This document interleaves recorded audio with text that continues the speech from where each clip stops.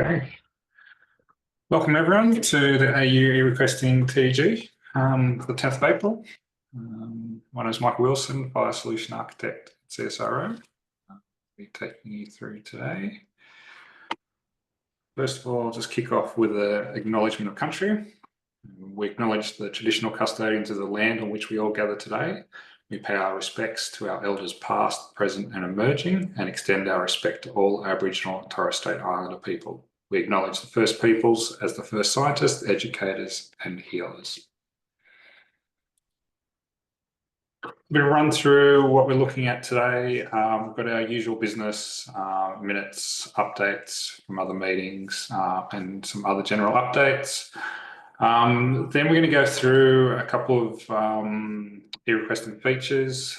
These have been sent out for discussion, I think about a week ago.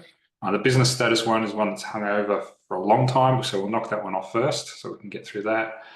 And then sort of looking at our next priorities for R1, which is looking at supporting info.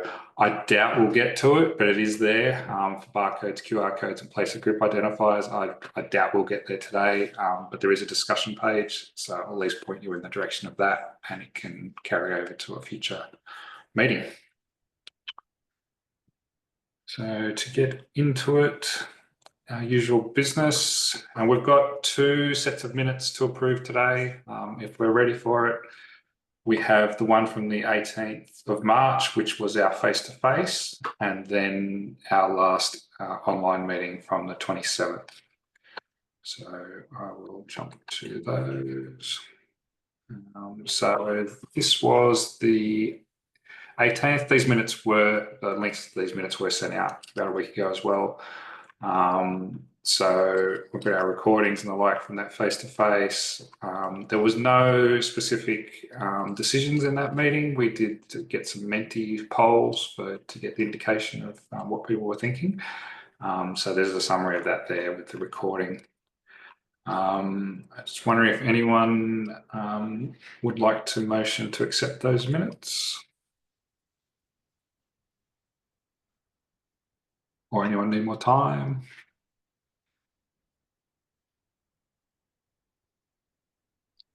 I'll motion the minutes, seeing as I wrote them. Thanks, Michael. Do we have someone who'd like to second that? Happy to second them, Jenny Whale. Thanks, Jenny. So I will launch a poll for the vote for the approval of minutes. Hopefully you can see that.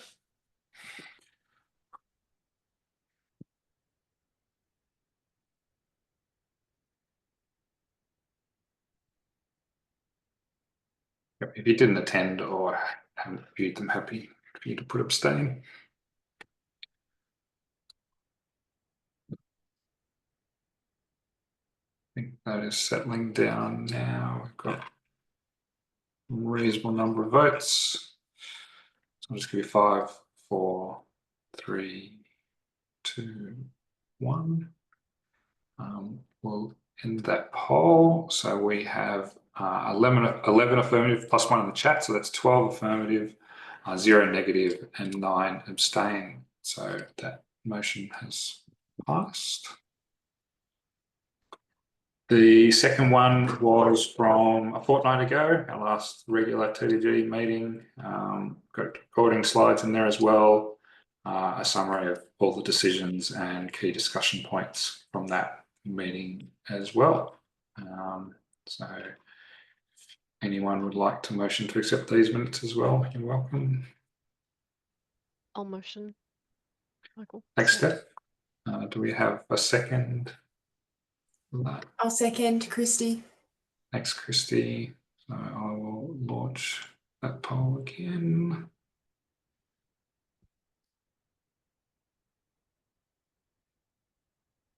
Yep, so it's the poll to approve minutes from 27th of March.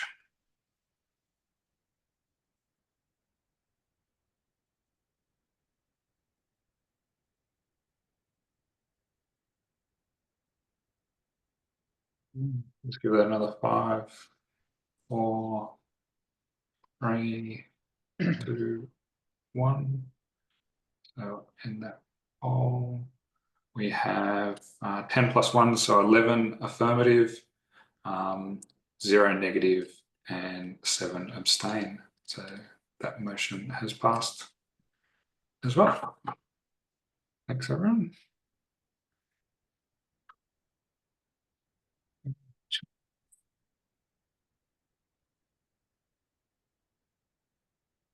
Just an update on action items. The first one there, the task business status proposal. This one's been hanging over for a long time. We're going to go through that first today.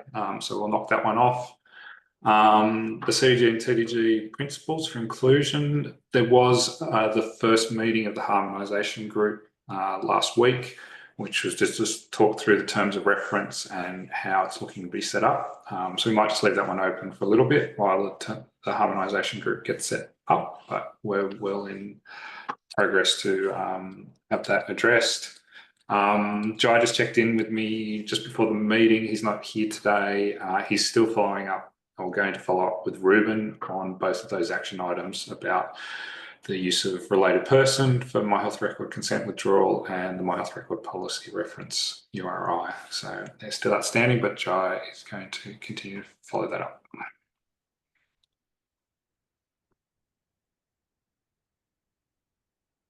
At our last meeting, we did do a poll about the meeting, our next meeting, which is in 2 weeks' time, which falls in a 3-day week. During that week, we've got Monday, which is Easter Monday. We've got Friday, which is Anzac Day, and our TDG on Thursday, 24th. There was a number of people that were still unsure about availability, and we had a reasonable split of people who would be available or not available.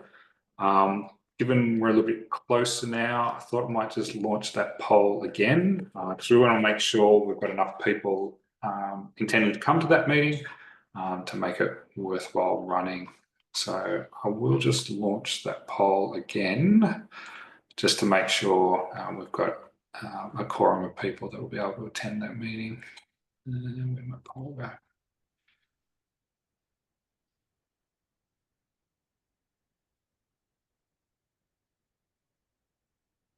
So you just, if you can give your indication of whether you're able to attend that one or not, just want to confirm.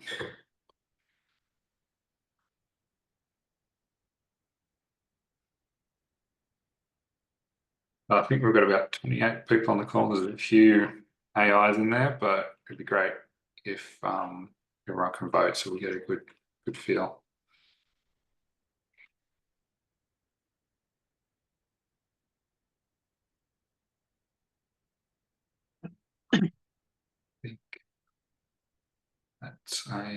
Looks like we've got 23 out of 28 votes. So it's Steph and myself, so that's close from a couple of AIs. I don't think they're going to vote. So I will end that poll and share the results. So I think we've got 12 that are happy to meet.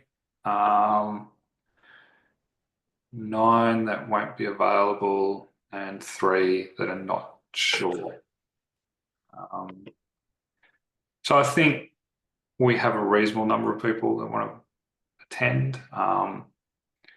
Happy if anyone feels that we shouldn't hold it and we want to have a vote on holding that meeting. Happy if anyone wanted to motion to say to not have it. But other than that, I assume we will go ahead.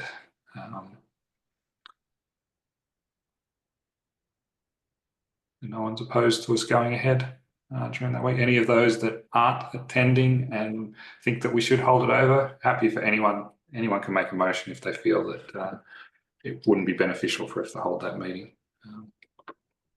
But we do have a few people that would like to attend. Okay. Well, silence means I think that we're happy to go ahead. So we will plan to hold that meeting on the 24th.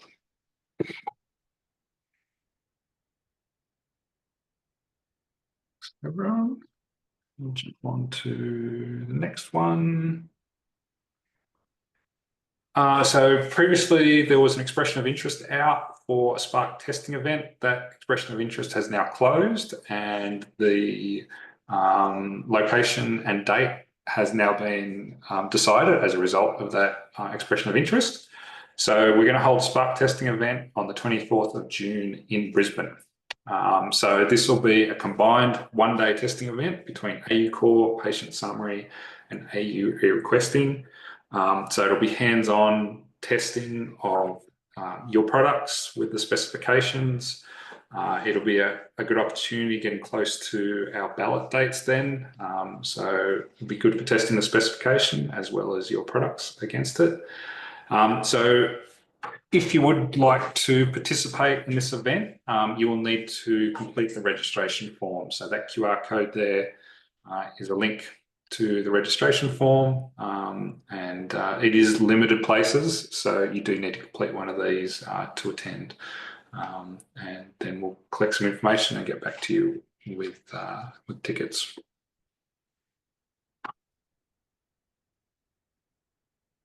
Another update for the Connectathon. So HL7 has released a survey to try and work out the city and the preferred dates for the mid-year Connectathon. So I think they've got looking at either Brisbane or Melbourne, and there are a number of dates for each of those. This does actually close tomorrow, so I would recommend anyone who would like to come to the Connectathon has a preference about when and where it is, just do it now. It only takes 10 seconds, it's one question. And noting too, one of the Brisbane dates, I think the 13th of August, is Eka Show Day. So if you're in Brisbane, you probably don't want to pick that date. Yeah, if you can, please complete that survey today, as it will close tomorrow, and get your preference in.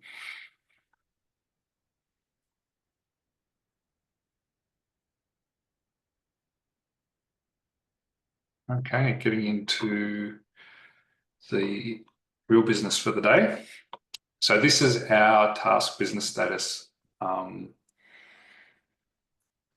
feature proposal. This one has been around for a long time. There has been a discussion page. I will put the link to that in the chat. Let me find the right one here. Put that in the chat. Slide. Okay. So what we're looking at for task business status. So the definition of business status element is it captures the business specific nuances of task state, especially workflow dependent substates. So it's a codable concept allowing for code and or text. And if we look to standardize common codes in a value set, we can enhance interoperability across pathology and radiology workflows. It enhances task status because we've already agreed to put task status in there, but it doesn't replace it. So the task status is used for the management of the fulfillment workflow. This enables you to provide more granular sort of detailed states of that status. So it's not intended to replace the task status. It just provides an extra level of detail about where things might be at and what's going on. And it's not for internal states, but for statuses valuable to the place of patient or other interested parties. So I might just jump to that page to talk about what was on that proposal. So I've just summarized the description there. But this was some sort of ideas that thought could be in that value set, and having some codes that would be common across pathology and radiology, and then codes that might be specific to pathology or radiology. And you'll notice on the right-hand side here, there's a task status. So this is the task status that it would be related to. Got accepted, cancelled, rejected, in progress, completed. So a more granular state than accepted might be booked, as in the service has been booked. A task that is cancelled, the reason it may have been cancelled is because it was claimed by another filler. It could be cancelled because the user cancelled it. The diagnostic request has been cancelled by the placer. It can be rejected because there was an issue with the request data, so data issue, and preliminary results completed while it's still in progress. So it's not completed yet, but there are preliminary results available. And then addendum for creating the reporting under completed. And then for pathology, we've got collected, specimen's been collected, or it's in lab, it's being processed in pathology. And then for radiology, acquired. So the image has been acquired at the radiology service. So these are some examples, we have some potential proposals for the value set. I think our proposal here is this value set would be extensible, so that if it corresponds to one of these codes, it would be recommended to use it for interoperability, but you can add your own codes and be specific about the business statuses that apply to you or think are relevant.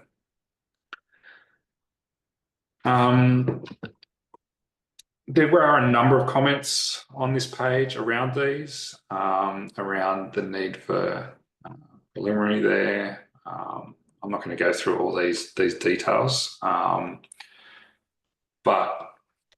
are there any comments on this set being potentially used as a value set now as a starting point to give us some commonality?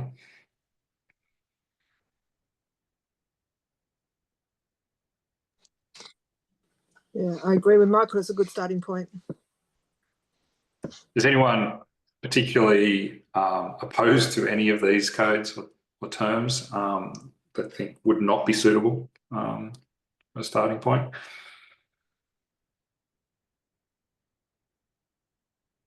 There was a comment right down the end, Michael, about claimed. Yeah. So claimed as a code display should be made clearer. Claimed by other standard, at least as a request, though, not mean always by something is claimed. So we had claimed. I mean, the description is claimed by an alternate filler, but it's whether the code, what you're suggesting, claimed by other as the code.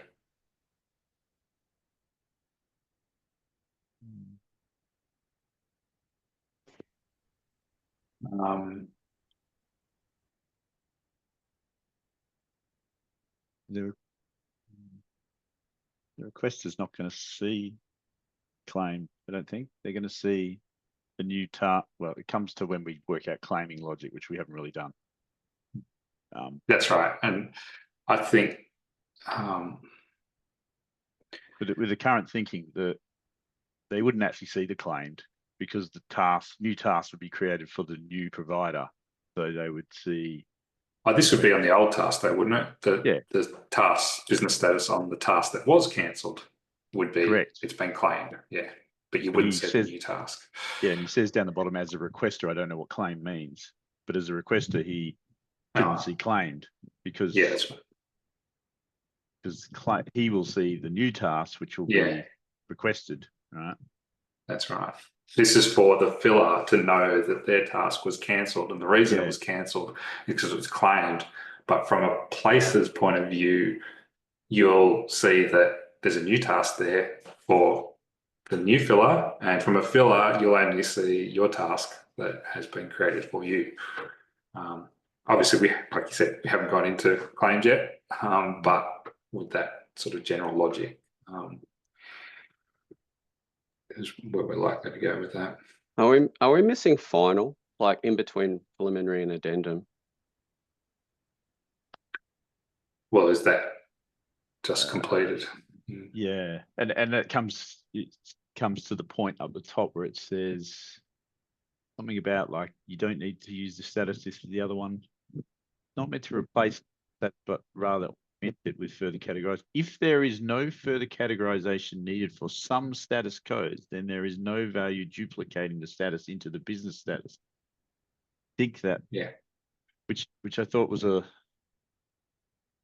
So I think they're arguing here the task status would be completed, and there's no value adding in completed into business status or Yeah, final. preliminary authorized is on in progress, and when it's finished, it'll move to completed. So you wouldn't do a final on in progress, I suspect. Yeah. You'd assume final is completed, right? And then do we need to repeat in business status that completed is final, or authorized, or whatever brand wants So to what- use? So what business status code would you use on a final report? Like you just wouldn't nothing, add one. None. You None. You wouldn't have have one. none. Okay. According to that top, if there is no further categorization needed for some status codes, then there is no value duplicating the status into the business status. You can't, Right. you shouldn't be defining logic around these values. I don't think you can depend upon the statuses, but you can't depend upon these. So the only way we're using them is in information back to the placer. If it is made available, then we'll show it to the placer as kind of informative. But we can't stop, for instance, if you wanted to add final in as a business status on completed, there's no reason why you couldn't. And then the placer has to decide what they want to do with that. They shouldn't necessarily have any obligation to show it to the user necessarily. But what we would see is that the use of business status is a differentiator for service delivery. And so that's something that we would encourage use of if it's appropriate.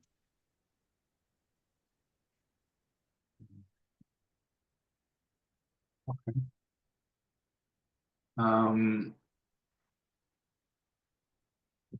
This We think data this is- issue, data issue was new to me.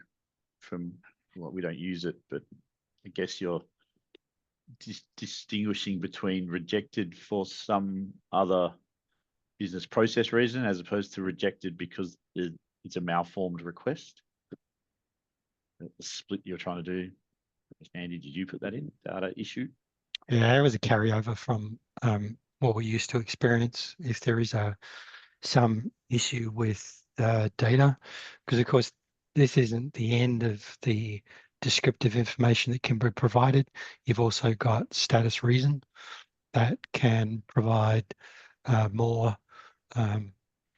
description of the status or this business status.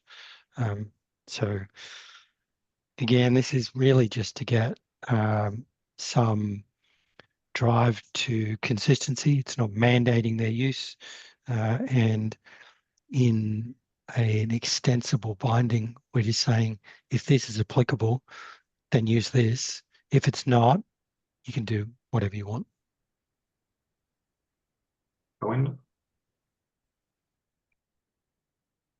Workflow question to Angus. If an order is claimed by some other filler, let's say the order is generated for Sonic and some other filler claim that order and existing order changed to cancelled, will you pull that cancelled order to update your system? I do. I don't today, but I will very soon. So I pull it in and record that it's cancelled, and I also record that it's cancelled due to a claim as opposed to cancelled due to the doctor not wanting to do it anymore. We've never been able to do that before, and there's great business intel there to suddenly now be able to work out which orders did we lose to competitors and which orders did we lose because the doctor just doesn't want to do it anymore. We've never been able to determine the difference between those two. But my assumption would be the fillers, when they are pulling the orders, they would be doing based on the create date, not the updated date. So either you need to be notified about this change of your order. Otherwise, your initial poller that would be running on the create date will not pull this because there is no change in the create date. Yes. So we don't use created. We use last updated, the resource last updated date as the date, and that will change because someone will update the task to be cancelled and claimed, and then we pull them down because the last updated date will change in making that update. But that will change for every status update. So every time you are updating the status back to the placer, Yep, true. So in our filter, yeah, you're on putting the both status. both our subscription and our filter, we put where task is requested or cancelled, and we also say and not business status. I can't remember what that last one was, but we definitely go where requested and cancelled. So if you update it to something else, some other status, that we only care about things that are new and things that are cancelled.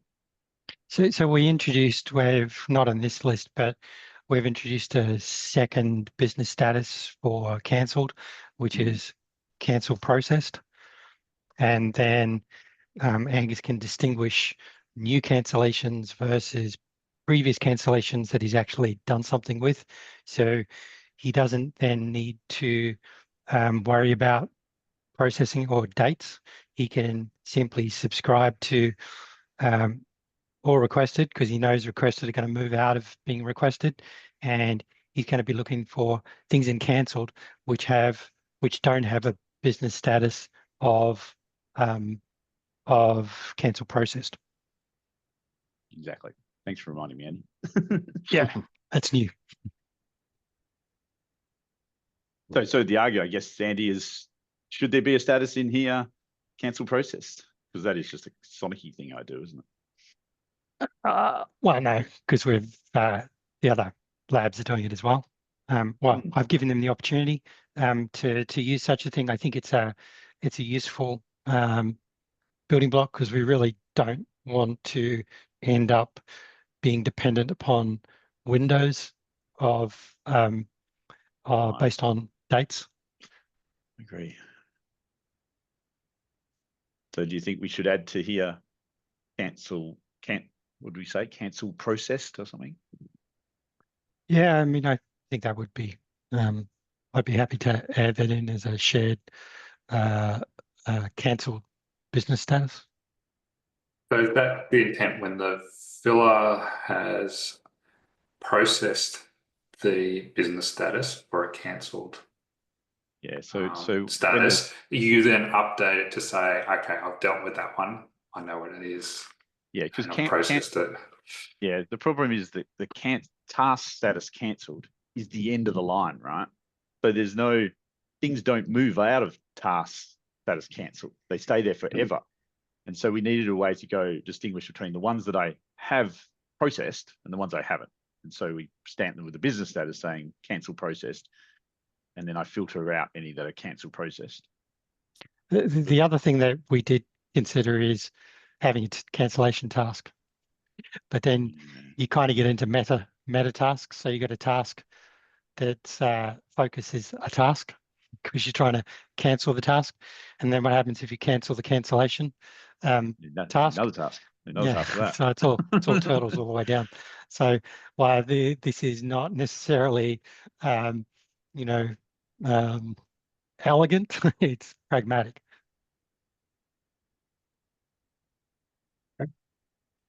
And someone tell Wendy should raise the issue about a race condition because he's raised that before, and it's very unlikely given the workflow that we're adopting.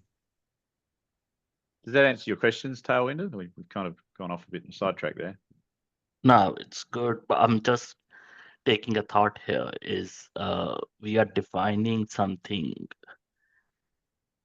a very big pattern that every filler has to follow. Here, the pathology eRequesting is more about generating an order, but not how filler are going to process. But this is something that everyone has to follow. But they don't have And- to No. follow Yeah, no, they don't. Yeah. You can ignore cancellations, and the reason why I think at the moment is because of the coexistence of the paper pathway, that Mhm. there is no absolute when it comes to the digital pathway. So, you know, previously one of the things we were concerned about is you could digitally cancel an order, but actually continue to get updates. So you would have an update on the status after the cancellation because someone had actually taken the paper form and it had been processed anyway, even though you might have digitally cancelled it. But it's an ongoing issue with this overlay of the digital and the paper kind of pathways. And we don't have any firm rules around which has precedence in this case. And as soon as we set it, we're going to, I think, end up going down the ETP kind of e-prescribing kind of issue and separation at some point, but we're just not ready for that. So I think the cancellation processing will be optional, and we're just going to have to make sure that the places and the fillers are relatively robust to alternative interpretations. All we're trying to really do here, Talwinder, is stop people let's say collected as a status. We don't want one lab to say collected, another one to say sample acquired, another one to say collection finished. Like we're trying to corral people into like some common statuses, but that we're not stopping anyone creating any weird and wonderful status they want. If like that lab has this special state that they want to communicate to doctors, we're not limiting them to doing that. Just trying to corral people for the sort of well-known ones to agree on well-known names rather than a million names that all mean the same thing. We also don't have any way of enforcing the sequencing of the workflow in the implementation guide. So we can't, for instance, say once you hit cancelled, you're preventing someone from moving the status of that task to accepted, for instance. There's just no way of doing that. You can,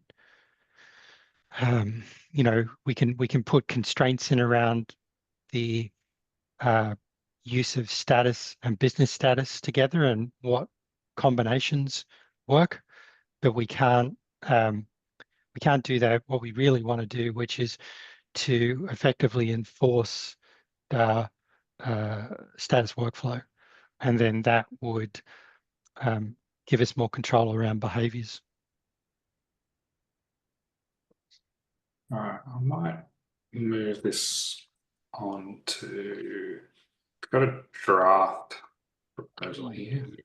Next one, which would be, so making business status a must support on the eRequesting task.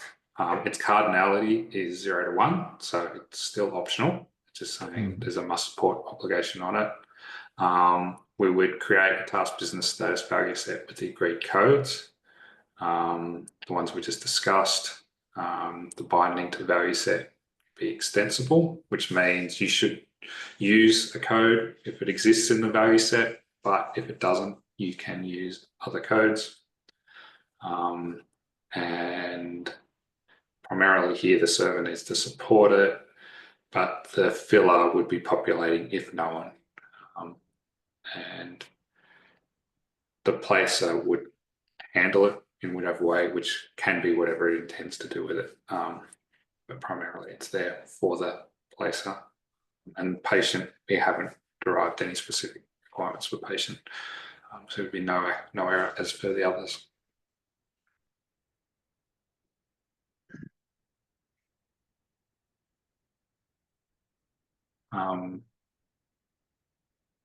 Any comments or questions about that? Are there any concerns about that proposal?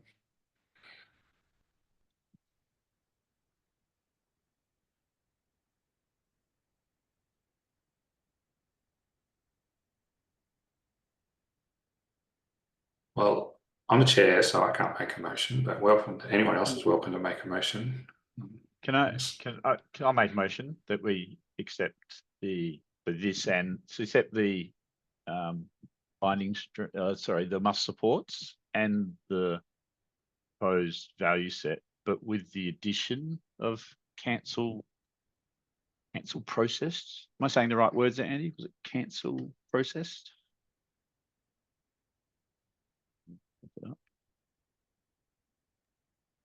Can That's you what I've got noted in the update that? minutes. Update the document that we saw with that status so that when we go to create the value set, it's there Yeah, with the yeah. with the That'd be good. definition. If you update the discussion page in Confluence, add that one in, and then we'll have the right wording for it. But cancel process was what you said before. Yeah, I'm trying to find what I actually called it. I remember Andy correcting me. I had cancelled processed. I think cancel processed. We can take that intent with, we'll get the exact wording. Yep. If you update the page with exact wording, but adding that additional value So to the value set.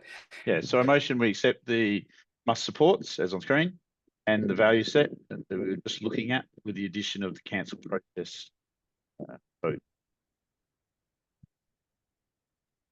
I'll second that, Michael Osborne. Okay, so we've got a motion and a second. I will launch a poll.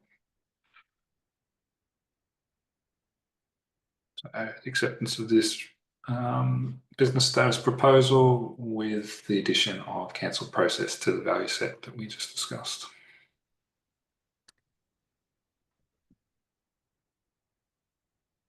And we've got about 17 of 27 people in the call voted. So happy if you abstain if you don't have a particular opinion.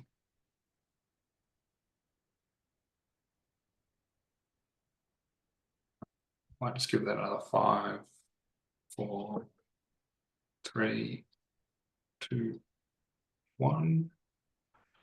Poll. So we have 17 plus 1, that's 18 affirmative, 0 negative, and 4 abstain. So that motion has passed.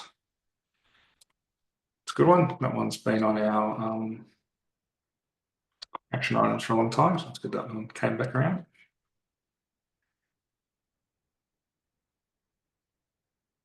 Now getting back into that eRequesting R1 feature priorities. So at the end of the last meeting, we did a quick poll just looking at where our next priorities are for eRequesting. And up the top came sort of clinical context, problem diagnostic summary, tokens, barcodes, and then claiming.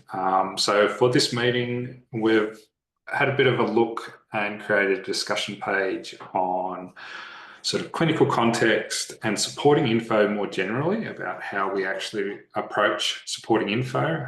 So we're going to go through that.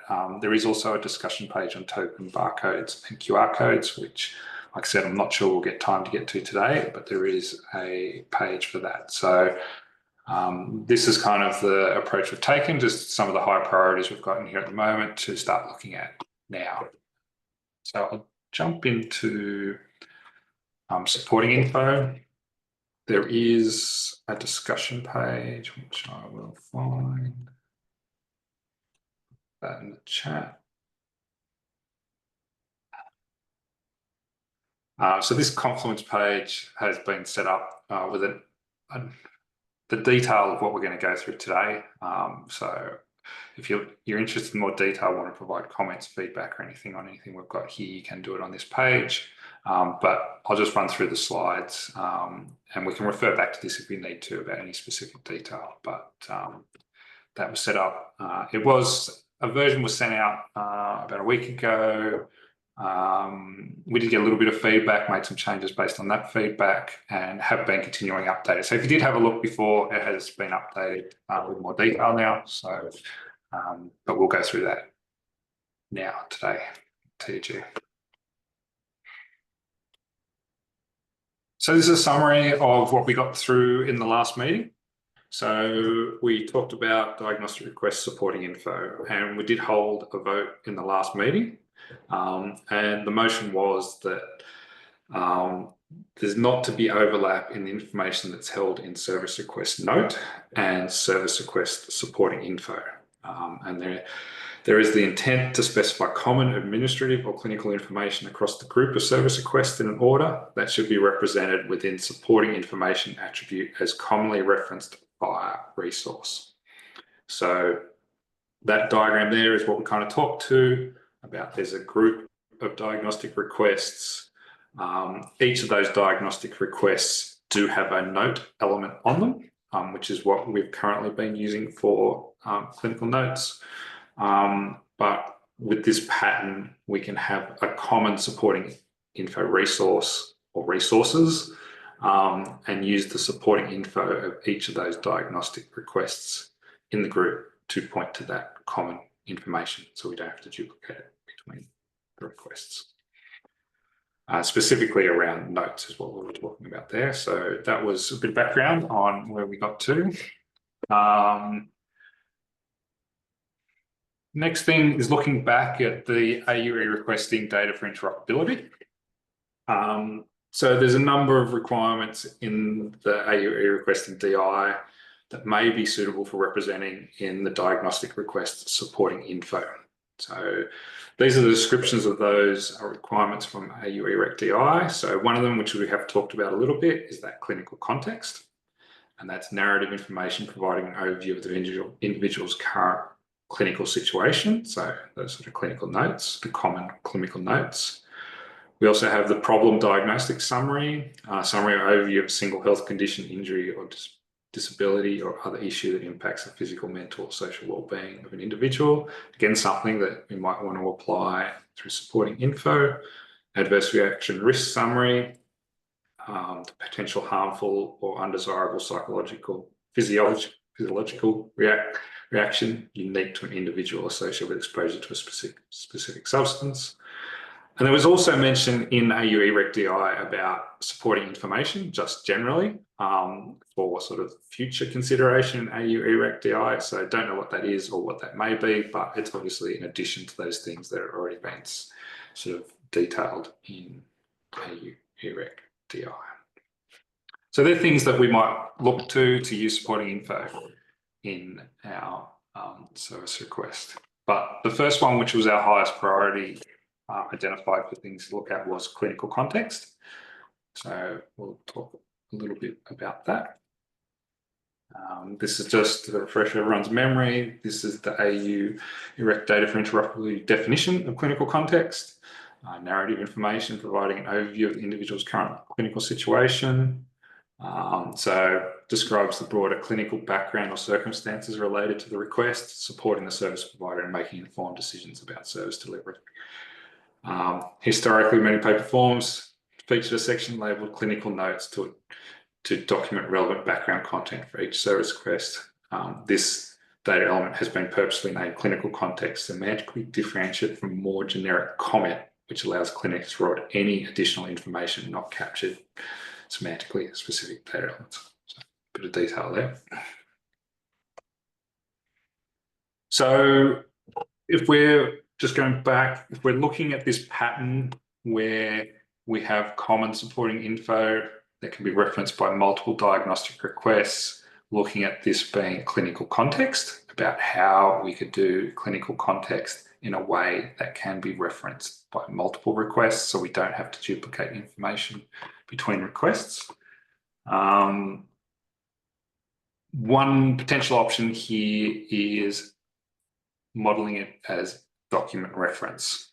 So document reference supports sharing a single clinical context narrative across multiple service requests. So it is a resource, so we can point multiple diagnostic requests to that same document reference. It supports various formats. It can just be plain text, or it could be a document like a PDF, electronic document like a PDF will look like. These are identified using the MIME type associated with that format. The content can be embedded in the resource using basic 64 encoding, so it can just be in there as a document encoded in base 64, or it can be referenced via a URL. So it can be stored elsewhere, and you can pull that information via the URL. For the coding of a document reference in our case for clinical context, some coding that might be appropriate could be referral note or consult note. You could either have both or one or the other. So be interested in any feedback people have on that, on thoughts about the appropriateness of using document reference for that clinical context, so we can reference it from supporting info.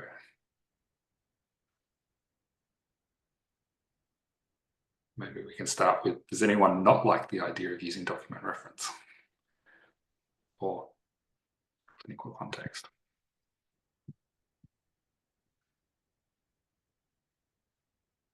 Or does anyone have a better idea of what we might be able to use? Michael, I would like to get more insight. I didn't catch well on clinical context because I missed a few meetings back. Is Yep. it a text information as Yes. a notes Yes. only? So if So narrative information, so it's just text. Yeah.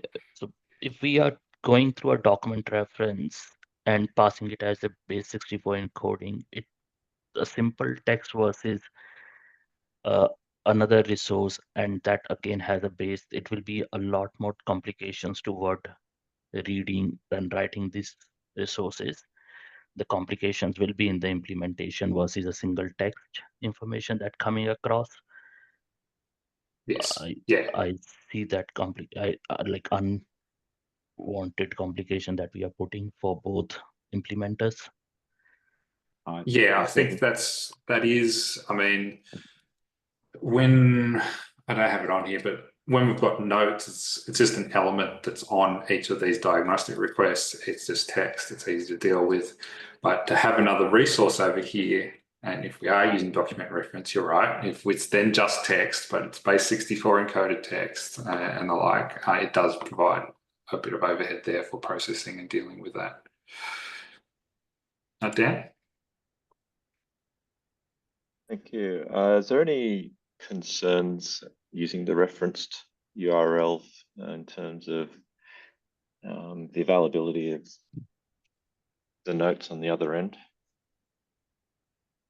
Yeah, I mean, we'd have to determine how that works. Like if that was on the places system, then yes. Or is it then put in the eRequesting server? That's a URL to, it's something that's on the eRequesting server. Or do we even say that you can't use it? You can only do base 64 encoding for our scenarios. So yes, that is a consideration, something we should consider as part of this. And yeah, so also it's versioning. I'm not sure how you would control that. So the notes might change over time, and then that message is therefore different. Yeah, I have the same concerns as Tailwinder. Like I don't support the idea that we're referencing something that could be PDF and base 64 text. I'd like to think we're referencing even a URL. I mean, then you're still going down the rabbit hole of anything could be at that URL. Yeah, I'm in my head, I was hoping we got textual information, marked down at best, like, but otherwise just text.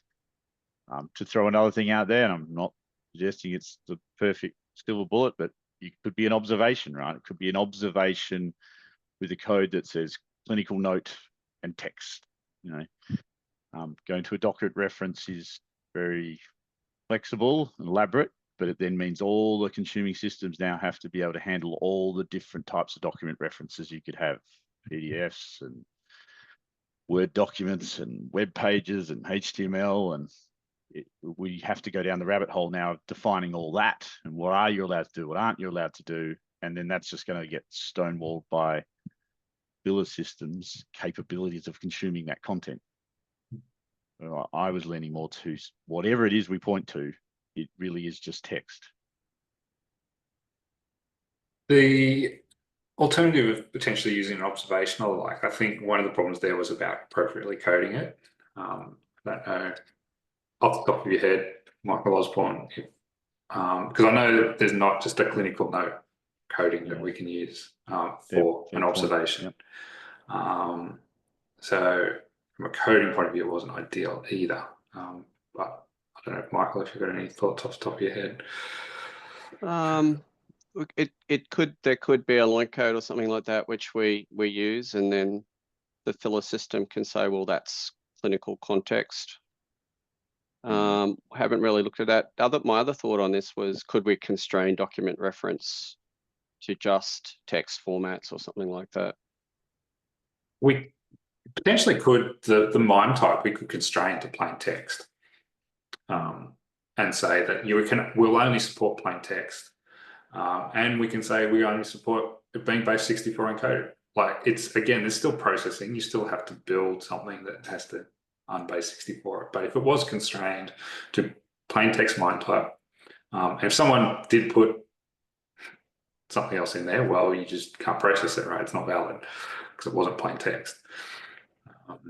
So we could constrain it. I'm right in thinking document reference is not actually the content, is it? It's a reference to something else. It can contain the content. It can be embedded using base 64. Okay. So that's that point here. It can be embedded as base 64, or it can be the pointer to the document. Right. It takes an attachment. The attachment, yeah, it can have data base 64 encoded. Yeah. Or a URL. Yeah, so I guess you could do that. You could point to your document reference, limit the content type, MIME types to something like text.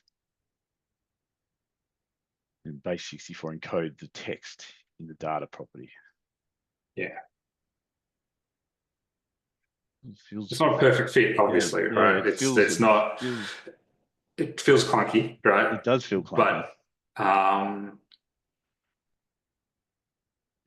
But it is from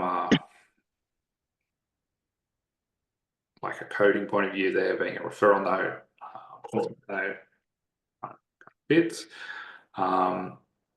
Maybe there should be an action to go away and contrast this against observation, to see if there might be a better fit there. Maybe how we could constrain this, like we just suggested, that if we constrain this right down to being just plain text, only embedded content, does that alleviate most of the concerns, or does observation provide a better fit if we created a clinical context profile there? The key point today was to sort of talk through some of this, talk about the discussion point. I don't think we don't have a specific proposal unless there was clear consensus that, hey, this is the right way to go, we're all on board. Someone is welcome to make a motion that we accept that now, or we can go away and come back with some more. Sorry, Michael, just had a question. I can't find the hand. I wonder how helpful this would be in an eRequest like scenario. Like, how much documentation do the labs or the radiology services need to be able to perform the procedure? Like, would like that free text be sufficient, or would the PDF attachments actually improve the outcome for the patient? Or are we just sending more information for the systems to consume that aren't actually going to be beneficial? I was just wondering if, you know how with histology, they'll often send a little flat picture of a person with a pointer to the arm or whatever, wherever the specimen was taken from, or we're sort of moving into the specimen territory, but that kind of information might be interesting as a PDF. You'd normally get it on a request form, but yeah. Look, my health record might be PDFs, but the rest of the histology industry doesn't consume PDFs. Mm, It's going to be Data. huge impost on systems consume PDFs and render them to their lab staff. At least for us, it would be. Can't speak for all of them, but I got a pretty sneaky suspicion it's a similar problem for everyone. We're a text-based laboratory system, right? So if you send us PDFs as clinical notes to orders, we have to now start launching that out into browsers. We're competing with today this just being text. You know, OBR 13 in a V2 message is just text, textual information. You know, I'm not trying to say hold us all back, but I don't think PDF's the future. If anything, the URL might be the future, but Steph?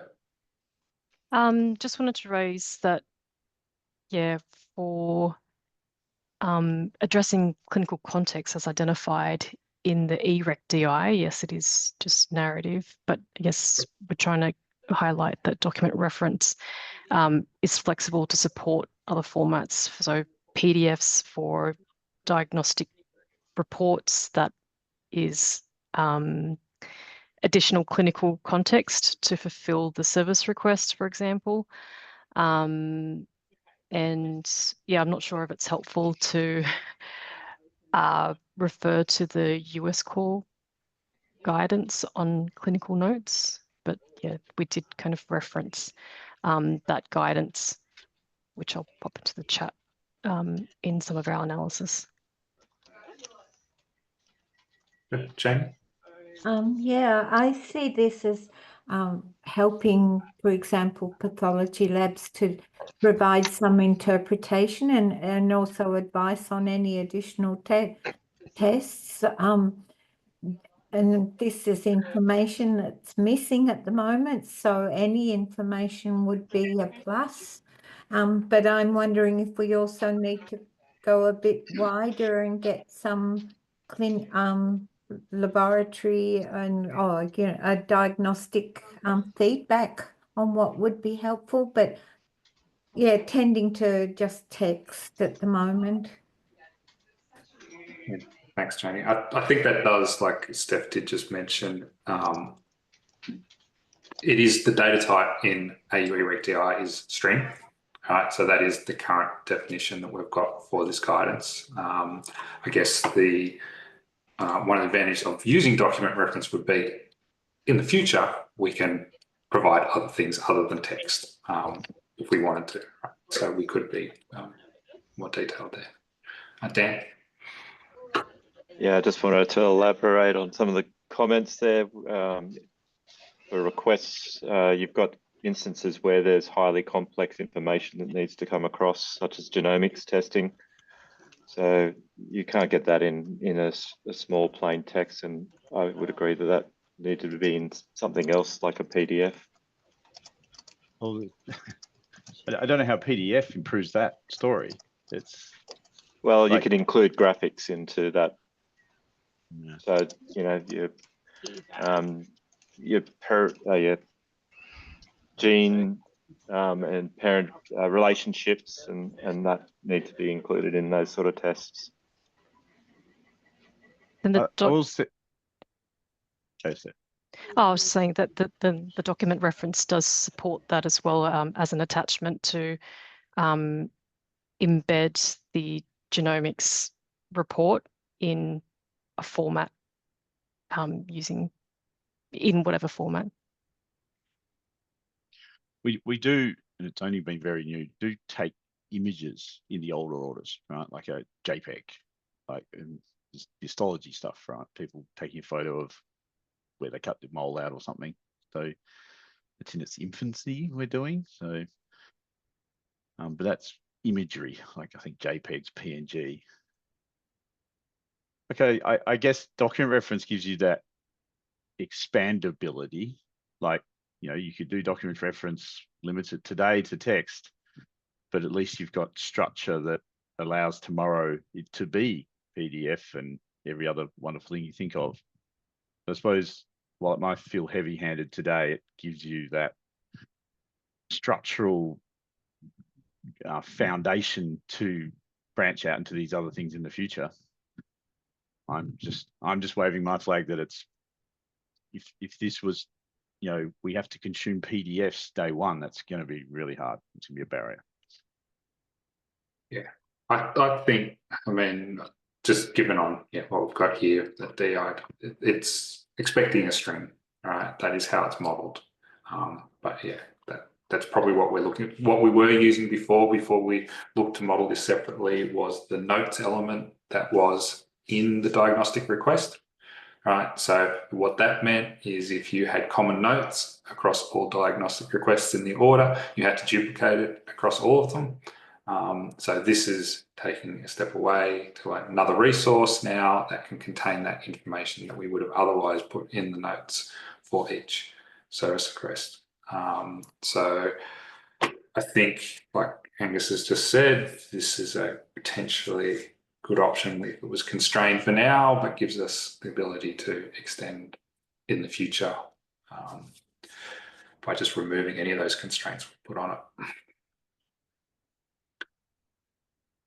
I think we've got options here. We can either, if we were comfortable, someone can make a motion to say that this is the way we want to go forward, or we can say we want to go away and discuss it more, to that discussion page, look at alternate options. It's up to the group how we want to progress with this. There's a problem we identified we wanted to solve. Whether we've got enough information to solve that yet, or we want to go away and do some more work on that.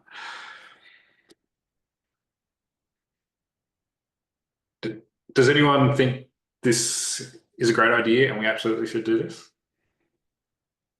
I do.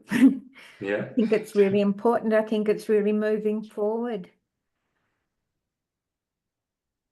I think we need a solution. It's very, like, we can't get out of this without having a solution. I'm just still sitting on the fence with the document reference is it. Yeah, I agree there. But I also agree with Angus. I think we go with what we're saying and make the option that in the future we have to discuss further the PDF side of things, because I also agree that, yes, that's going to be coming that way too.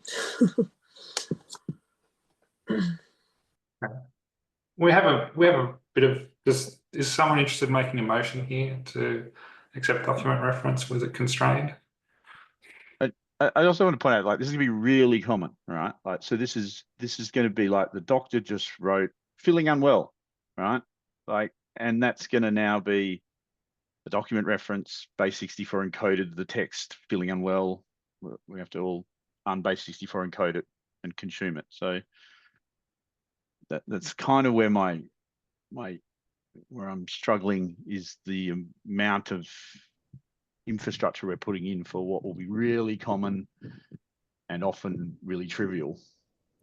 But we don't want that though. We want useful clinical information that will help guide the decision makings. You can't make people do that all of a sudden, so you can't make this absolutely compulsory, but at least we've got to open the opportunity for this to start to happen. Yeah, I agree. I would like to, I can't do the wording, but I would like to propose this as a motion going forward.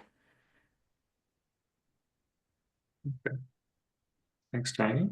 So we have a motion here. Would anyone like to second or do a friendly amendment? Or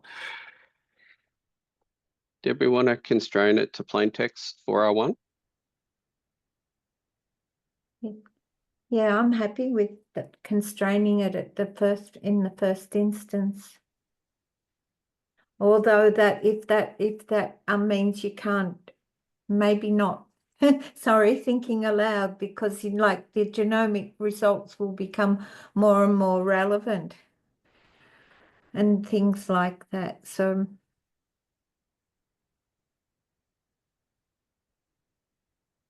I mean, if is constraining it too early, just get the option to leave it unconstrained, but the guidance is that interoperability of the plain text is the best option.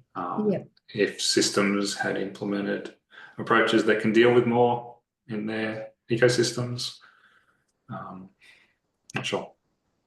I'm So sorry. what- There's lots of other candidates, right? I'm not even saying any of these I'm 100% supporting, but there's clinical impression, there's media, observation, questionnaire response. Like, I just worry we're not. But isn't that up to the place? All right, you've got to be able to read it, but I think we've got to start somewhere. We do have to start somewhere, but I just feel like there's 5 or 6 options and we're just going, oh, presented this one, let's go with that one, and we're going with it. I'm just feel like it's too early. Well, when's the right time? Yeah. Well, I wonder if the document reference is a consistent or unified way, a mechanism, because we can still, so document reference still supports attaching a FHIR resource like clinical impression or observation. So yeah, either as that embedded content or via the URL. So it doesn't it doesn't prevent the sharing of a clinical impression or observation, for example, as clinical context. I think we have to be wary about what we allow here, because we're going to have to put obligations on this thing. So if we say handle on the filler, what does that mean for each of these options in document reference?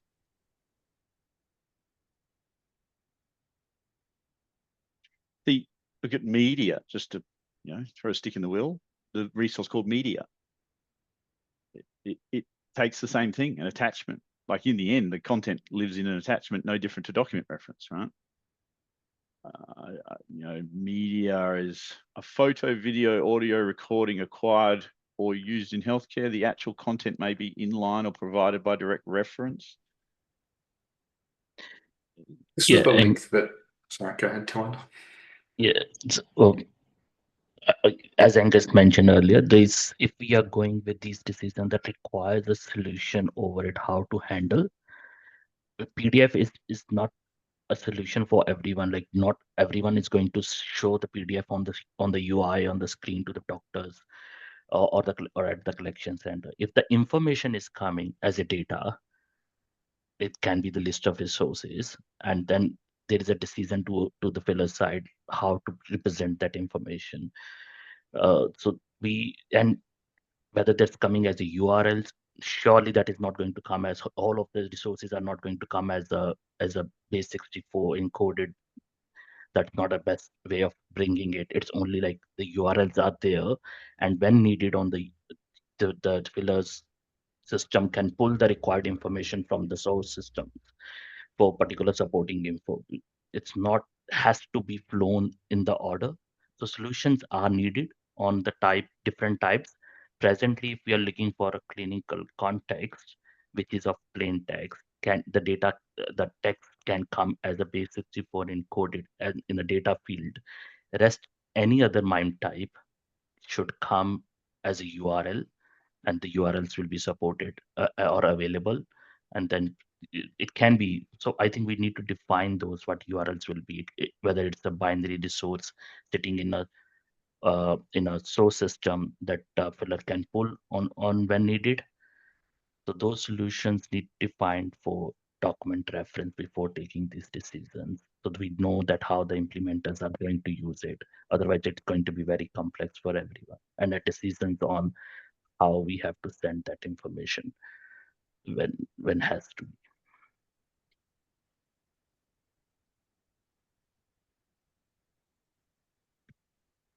I mean, we don't have to solve all the problems, because the ecosystems in which this runs will have to define their own rules about how this works. What we want is something that can be the guide for for interoperability, but we won't have all the rules defined in our IG, especially in R1, about how all of this is going to work. Steph did put in the chat this reference to US Core about the use of exchanging clinical notes. It talks about the document reference being the best choice when the narrative is broader than a specific order or report, such as a progress note or discharge summary note. And the document reference resource can point to a short 2-3 sentence status of the patient or reference a complex CDA composition, blah, blah. So there is some precedence here on sort of document reference being used for clinical notes in US core. But again, it needs to be fit for purpose for what we're looking at. See, we also have the scope, which I don't think we're clear on yet, of other structured clinical information, right? Like, is that now going to be in the resource reference? Is going to now, you know, let's say device, we've talked about implanted device, right? As an example.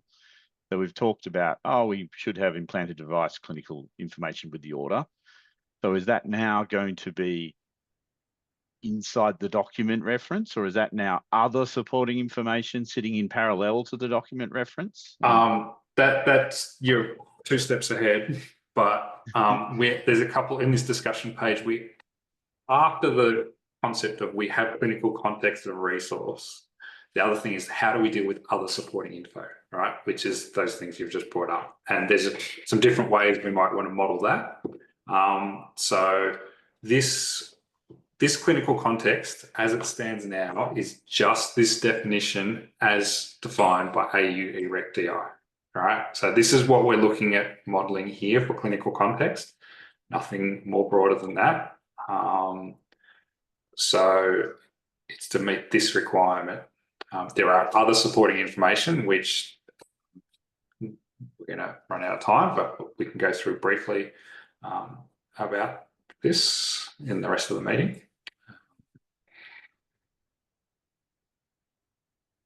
This is kind of to my point, like someone mentioned genomics, right? Like, you know, they're kind of thinking, well, just chuck all this genomic stuff in a PDF and send it to us. But should it be structured in some other way? Should it be its own standalone document reference? You know, like once it starts getting really intricate into something, it's a bit beyond like patient feeling unwell. But like, but we don't want patient feeling unwell here. I think keeping, and this needs to be kept very specific and not just a dump place. It's the reason for the clinical reason for why you're presenting for these tests, and to give some guidance in terms of diagnosis.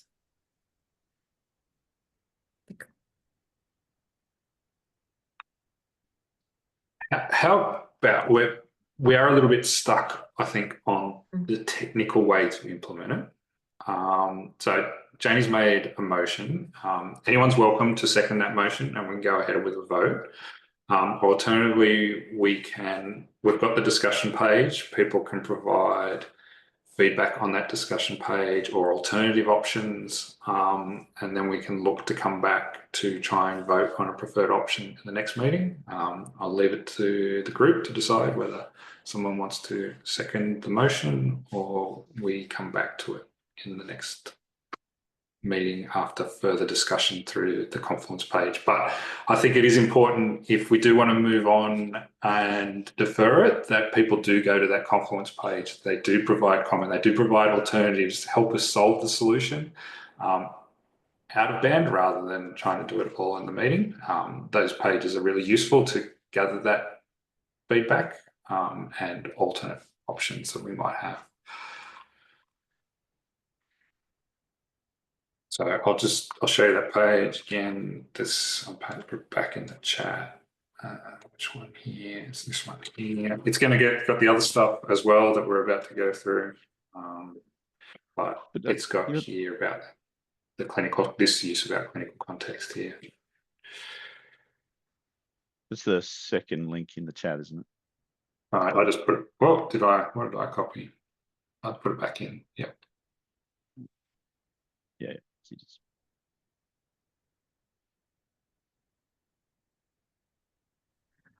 Michael, another question on supporting info is how to make a call whether these supporting infos are going to live as contained resource to service request or an independent resource?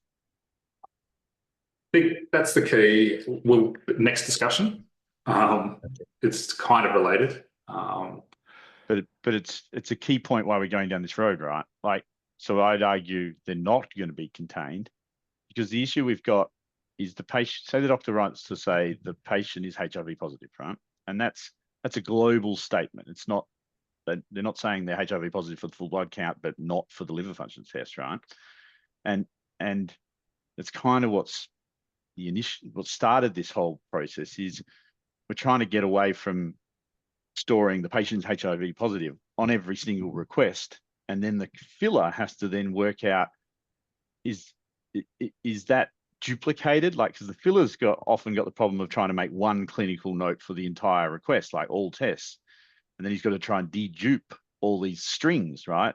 Does it say HIV positive of every one, and it's dangerous to do, right? So the intent here was to have another resource that all the other resources point at, where you can say patient HIV positive, and then there's no deduping problem, right? Because programmatically we know that there's only one resource where they've written it, and all these resources point to it, so it is a global comment.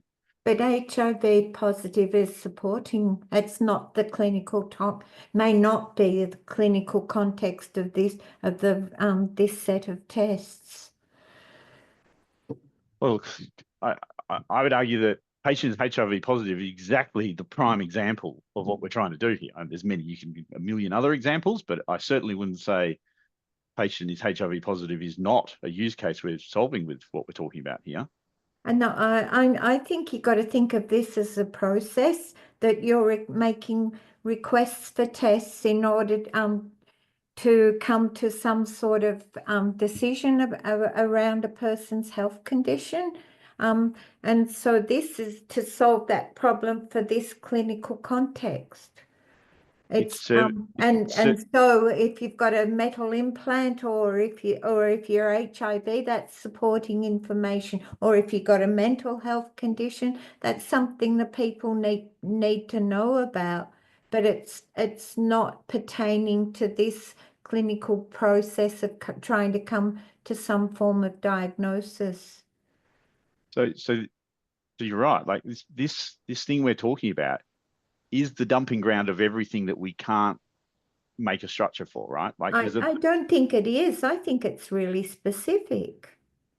It says here in the definition, broader clinical background or circumstances related to the request, supporting the service provider in making informed decisions about service delivery. Yeah. Yeah. So I think you're potentially both talking about the same thing. It's like some of the information Angus is talking about would support delivery, right? And others might be to help making informed decisions about the diagnosis.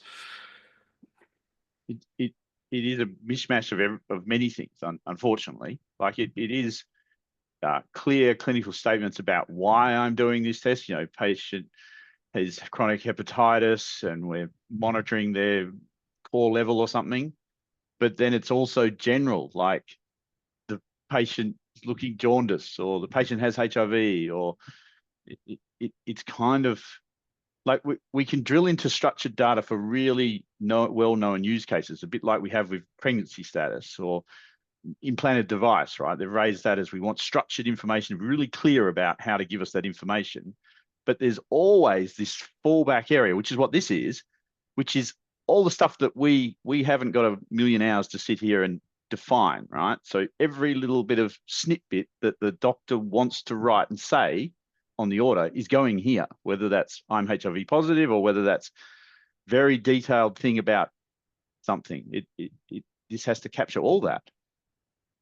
I don't think so. I think it's only, it might only be in a certain percentage of cases where this is actually referred to, you know, like if there's consideration of additional testing or if it's a tricky situation and difficulty in coming to a diagnosis, where the reporting pathologists can give some input. This is useful to them. It enables them to give that input, which is missing in so many cases at the moment. It is, I mean, it is optional as well, so it shouldn't just be provided. all the time. It Uh, is, yeah. the definition is optional. So it's when it's Yeah. relevant, when it's going to support the service provider. Yeah, and I agree. It won't be for everything, but Yeah. in some instances, it'll be really important. Yeah. It's really common, and they use this for all sorts of weird and wonderful things. They will write in here. They'll write in here urgent. They'll write in here, need the result by Wednesday. They'll write in here that patient is very anxious about needles. They'll write everything and anything in here. I think just to move forward, we're getting low on time. This has been modelled in eRequesting. I don't think there's any doubt about us needing to model this or wanting to model it. I do think we don't have a clear outcome on the technical. I think we'll get contribution on that page and look at options in the next meeting to try and firm up that. So we've had a good discussion about it now. We've got more context about what it is, how it might work. We can think about it, go away and come back to the next meeting and try and firm that up. I do just want to, in the last 5 minutes, talk about ignoring whether this is a document reference. On the next slides, we'll say it's a document reference, but ignoring the actual resource type. Different approaches to doing supporting info in general. So the approach we've taken for the moment, where we've already modeled pregnancy status, is we've been slicing the supporting info element. And so here we've got a slice saying pregnancy status, and that's an observation of pregnancy status. So if we're going to model clinical context, ignoring what the resource type is, if it's document reference or observation or whatever it happens to be, it's some form of resource, we can slice it and say, there's a slice for clinical context. Some other things that are modeled in AU eRequesting is adverse reaction risk summary, which might reference an AU cook allergy intolerance. We might have problem diagnostic summary, which is also modeled there, referencing that. So having slices on supporting info for each of the things we want to specifically model for supporting info. So that's one pattern, and that would be the pattern that we would then follow for anything else that comes up in the future, whether it's an implanted device or any other structured supporting info that we develop. This model will work with the same approach, where we can have multiple diagnostic requests referencing the same resources, instance of resources. So it works in this model. It's just whether we slice it. Another alternative is actually using something like a document bundle. And this approach is sort of similar to the patient summary style approach, where we would have a single reference from supporting info to a document bundle. That document bundle would then include a composition, which is the document itself. It would then have the other resources that form part of the document, the clinical context, the pregnancy status, the allergy intolerance, the condition, and the composition would have sections for each of those that it references these. And then this is extensible to whatever other type of supporting info we have as well. So there are two different approaches to how we might want to model supporting info, and it's probably important that we do come to a conclusion on which approach we prefer, given that we will look to add clinical context, and then we'll probably look to add adverse reaction risk summary, and then we'll look to do diagnostic summary. And so having our approach sort of bedded down so now would make sense. So we can continue to extend and follow this pattern as we go. Any thoughts in the last 4 minutes about preferences of one over the other? It's where I'm leaning to, like, if we're going to lock it down to just text, it's where I'm struggling with, like, why not just use an observation, right? Let's not focus on the resource type. So this clinical context can be observation, document reference, anything else that we might think of. Let's not focus on that. These slides are to discuss the pattern for referencing those resources as supporting info. So right at the top, sorry, jump for 2 slides. We had this pattern, which is supporting info is referencing other common supporting info. So these slides are now focusing, well, how do we do that? Do we use a document bundle, or do we use slicing? For each of the different types of supporting info we will have in eRequesting. And this will be, we will continue potentially add structured information to eRequesting over time as additional supporting info that can be provided with the request. And whether slicing supporting info for each of the different types of resources that we are interested in, or looking to a document bundle, which would be a single reference from diagnostic request, but then the document bundle contains all that supporting info in a document. Does approach 1 give you the ability to dedupe general notes, Angus? Because I think that's the simplest. You don't have to unbundle everything to work out what's in there. Yeah. The approach 1 looks neater from an aesthetic point of view. Less arrows. The other looks too linear. Not linear. Yeah, I'm leaning to approach 1. I don't know what we're getting, what value we're getting out of using the document bundle, apart from just another wrapper around everything to complicate. Yes, it's added complexity, but what do we get for it? Yeah, I suppose the second one is the patient summary approach. Right, potentially that is an AU patient summary in the future, or an eRequesting patient summary in the future. So it's just that pattern. So with pattern 1, why can't pattern 1 be extended that another supporting information in the future is a patient summary, right? Oh, like absolutely could. You can have pattern 2 within pattern 1, right? Yeah, but it's then potentially, if you added patient summary in here, and now we've already gone and add problem diagnostic summary, adverse reaction risk summary, is now information now duplicated here and in the patient summary as well. Is that a problem, right? Megan? I just have 2 questions. I guess it's again the benefits of each to try and define that, but also do we know why patient summary went with the other approach versus this approach? That's the international patient summary model. So okay.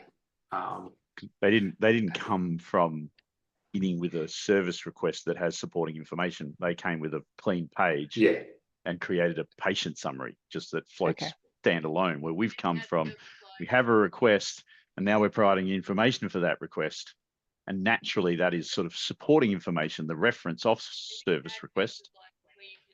And then we're in this hole of like, well, what does that point to? Does that point to a patient summary? Does that point to the itty bitty bits of data about the service request? Well, we're at time today, but that same page that we've already provided the link to that has the information on clinical context has the information on these 2 approaches as well. So please go to that discussion page, contribute to it, talk about what you like, what you don't like, any alternative options you may have. I think we're flushing this out now because we are talking about, well, how would we implement clinical context? One is the decision, what type of resource is it? The second is, how do we add it to supporting info as just a slice or as a pattern using document bundle? Or something else. If someone has got an alternative that they think is a better option, that's also as well. So there is also another discussion page, which I knew we wouldn't get time to get to. I'll post that in the chat as well. This is our next big topic as well. It might be a little while before we get there, given the other one, but that page is there. Please have a review of that, contribute to that as well. And otherwise, we've agreed we're going to have the meeting on Thursday, the 24th of April, so we can continue these discussions then. Thank you, everyone, for your time. Thank you. Thanks, Michael. Thank you. Thank you.